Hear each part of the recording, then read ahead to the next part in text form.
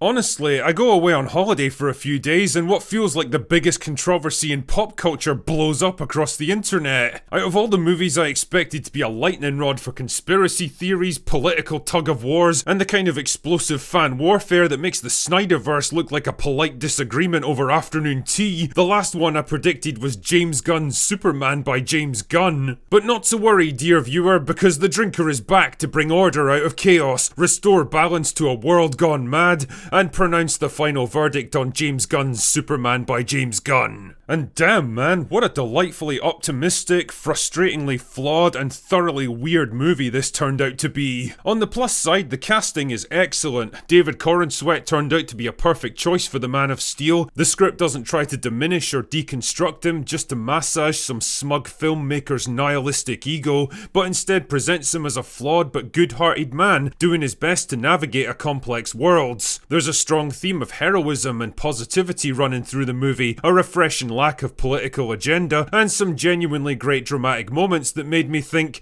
yup, James Gunn's Superman by James Gunn actually understands what people want from a Superman movie. In short, its heart is definitely in the right place, and when James Gunn manages to get out of his own way, he's able to deliver a strong take on Superman that feels fresh and different but still vital and timeless. That being said, it's still very much a James Gunn movie with all the baggage that entails. The plot is a schizophrenic mess that drops you right into the middle of a story that's halfway told already. The humour that worked so well in the Guardians movies now feels forced, dated, out of place, and gratingly annoying. There's way too many characters for the script to sustain them all, and the story hinges on a big lore-changing revelation that I'm pretty sure is going to piss off comic book fans. Basically, James Gunn's Superman by James Gunn is a bit of a mess. A creative and well-meaning mess, but a mess all the same. Neither great nor terrible, but a flawed creation based on flawed ideas, and a perfect example of why just throwing a bunch of talented people together with no thought for their creative sensibilities doesn't always guarantee a great end product. Anyway, I'll give you a brief idea of the story so you know what you're dealing with here. The film ditches the usual origin story and instead picks up a few years into Superman's career, where he's recently intervened to prevent a war in Eastern Europe.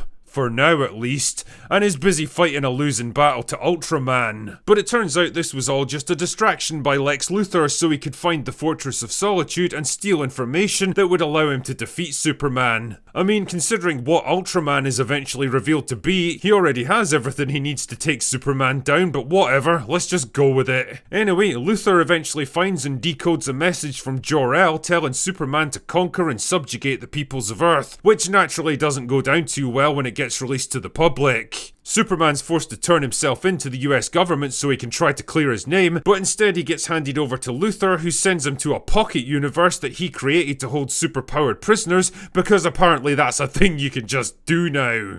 You sure about that? You sure about that? Oh yeah, and if you were following the leaks, this is also where he keeps his army of mutated monkeys chained to computers who work night and day to stoke anti-Superman resentment on social media. Yes, this is real, this is a thing which is in the movie. Right. Honestly, a couple of dozen guys in an office in India could have done the same job with less effort, but what can I say? It's James Gunn's Superman by James Gunn. Also, you'd think the ability to create entire universes would kind of negate the need to fight one man for control of a tiny fraction of one planet, but again, whatever, just don't think about it too much. Anyway, with Superman out of action, it's up to Lois Lane to join forces with the Justice Gang, and yes, that's another thing which is in this movie. You are now a life member of the Groovy Gang. To clear his name and find a way to rescue him so he can stop Lex Luthor and his dastardly plans before they tear the entire planet apart. Groovy! Now, you probably don't need me to tell you that there was a fuck ton of expectation riding on this movie. Not only did it have to vindicate James Gunn as the new head of the franchise, but it also had to relaunch a whole new version of Superman, kickstart the entire DCU, and save the future of superhero movies single-handed. Because let's be honest here, something tells me the Fantastic Four isn't going to get the job done. It was a pretty tall order to begin with, and to be honest, I'm not sure it accomplishes any of those things, never mind all of them. Like I said before, there's definite positives to be drawn from this film, so don't go thinking it's all doom and gloom. David Corenswet was a solid casting choice for Superman. He's earnest and sincere, he's definitely got the right look for the character, and he plays well off Rachel Brosnahan as Lois Lane. In the hands of a different creative, a modern day Lois could have come across as a smug, abrasive girl boss, but she never does. She challenges him on his beliefs at times, but it feels like it comes from a well-intentioned place, and not some insecure need to assert moral superiority over him. Krypto the Superdog was another divisive aspect of the trailers. Some people loved him, others hated him, but really, he's not a big deal in the movie at all. He shows up from time to time when the script needs him, and then conveniently vanishes when it doesn't. The Justice Gang are a bit of an odd choice though. Apart from Mr. Terrific, they don't have much to do except fight the odd monster in the background, and that really pisses me off because Nathan Fillion deserves better, goddammit. There was also a pretty huge fucking debate raging around whether this film had some political axe to grind, mostly due to a misquoted Variety interview with James Gunn that was then amplified by absolute retards like Mark Melkin. But Agatha is the gayest, gayer and gayer as each episode goes. I hate so much about the things that you choose to be. You can almost feel how desperate he is to lead the cast into saying something, anything controversial for clicks and retweets. Superman is an immigrant story, that it is political. MAGA today was getting a little upset that he called Superman an immigrant. I wanted to get your reaction. Your brother talked about Superman being an immigrant, and now MAGA is already upset that he's called Superman an immigrant. I wanted to get your reaction. You said it's an immigrant story, it's a political movie. MAGA today is going nuts. What do you have to say to MAGA?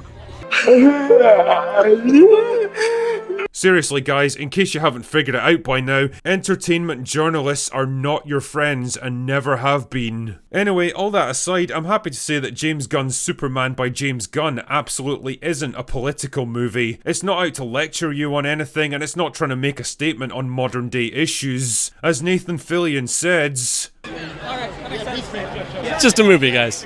The only problem though is that it's not a particularly good Superman movie, and a lot of that problem stems from James Gunn himself. I think it's about time people stopped worshipping this guy like he's some cinematic messiah sent down to save Hollywood. His recent track record has been spotty at best, and although he's definitely good at what he does only works within a pretty narrow comfort zone, and if he's forced to step too far outside it, he seems kind of lost and uninspired. I get the feeling he would have much rather made a Justice Gang movie because it would have played to all his favourite sensibilities as a filmmaker, forcing another bunch of likeable misfits to work together to take down a bigger threat. But there was too much riding on this film for him to trust it to anyone else, and so we ended up with a Superman movie that can't quite seem to keep its focus on Superman. Another shortcoming of Gunn's that's become more obvious in recent years is the humour. When it comes to writing dialogue, Gunn is basically a second generation follower of Whedonism. Much like Taika Waititi, he seems to understand what made Joss Whedon's writing so effective in superhero movies and definitely knows how to replicate it effectively, but what he lacks is Whedon's finely tuned sense of restraint. A bit of carefully crafted levity at just the right moment can really enhance a dramatic scene, but too much at the wrong time soon becomes an irritating distraction, and that's exactly what Superman suffers from. Every time the movie's on the brink of some intense, heartfelt moment, it's almost always undercut by some shitty, badly executed joke, like it's afraid to ever take itself seriously. Not every movie has to be Guardians of the Galaxy, James. You're allowed to move on in life. There's just so much shit thrown at you in this film, so many characters that don't get the time and space they need to breathe and develop, so much world-changing technology and truncated subplots that it becomes kind of overwhelming after a while. By the time the credits rolled, I actually felt tired of it all. It's a film that never quite finds its narrative focal point, that's in such a rush to introduce so much new stuff that it ends up getting in its own way. And it doesn't help that it feels like we're dropped into a story halfway through the telling, like there should have been another movie before this one to properly introduce Superman, Lex Luthor and the Justice Gang. Instead, they're all just thrown into the mix without any explanation, like we're just expected to know who and what everyone is. And yeah, I know most people know who Superman and Lex Luthor are by this point, but this isn't just a new version of these characters we're seeing here,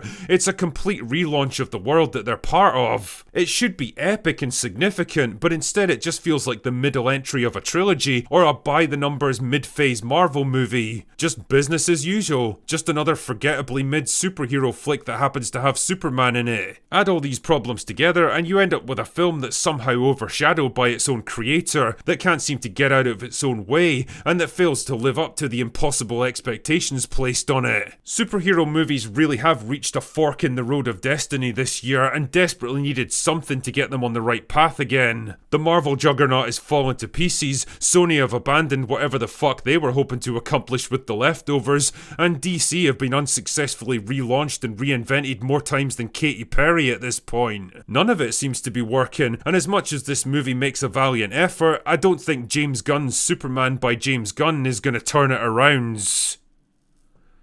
Anyway, that's all I've got for today. Go away now.